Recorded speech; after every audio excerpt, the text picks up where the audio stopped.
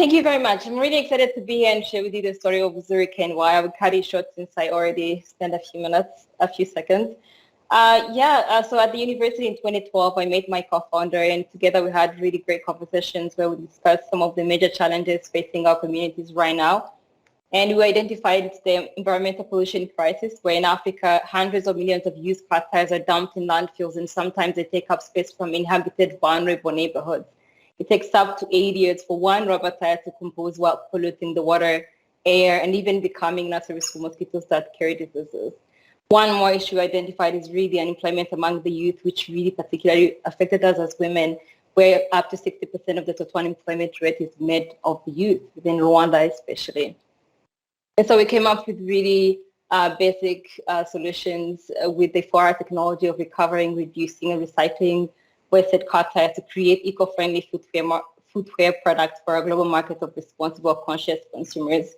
We're selling our products via our e-commerce platform, retail stores in Kigali 3, and some of our B2B customers include Zalando.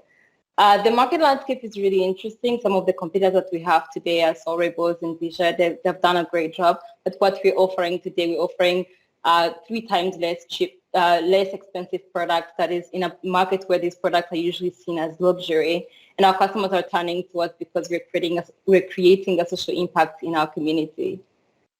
Our business model is pretty simple. Our customers are willing to pay an average price of $30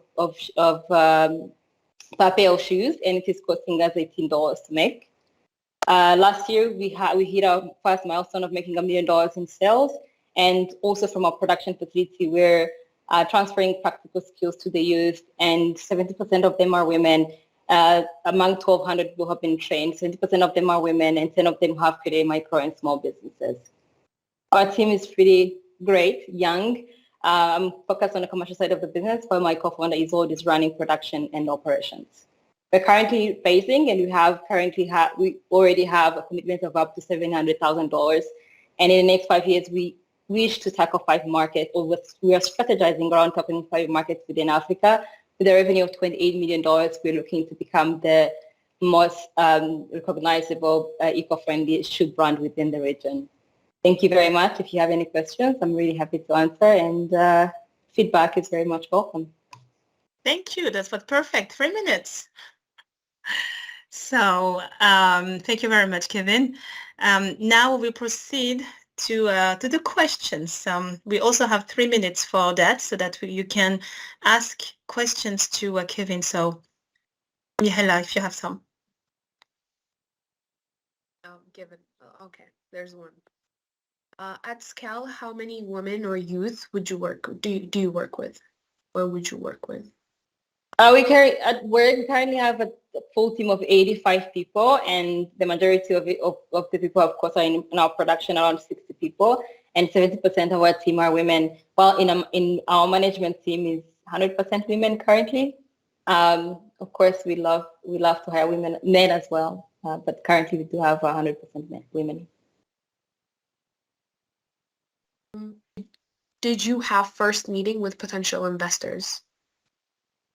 Oh, I already mentioned that we have commitments of around $700,000 on this round, and we are currently discussing with a few other investors, angels as well on board. We already have at least a few angels on board, and we're discussing with other angels based in Nairobi, and one other BA based in Europe as well, and one other family fund or family office as well, to continue having this conversation. So we're having pretty great conversations going on right now.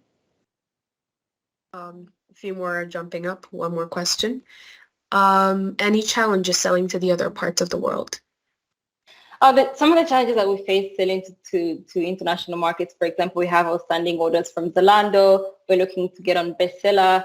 Hopefully maybe in the future we can get on Zappos, and logistics are quite difficult because fulfilling products from Rwanda. Of course, we do have an FOB terms and conditions, of course, and of course the business relations that we have with these customers are B2B strictly. We don't do commission based, and so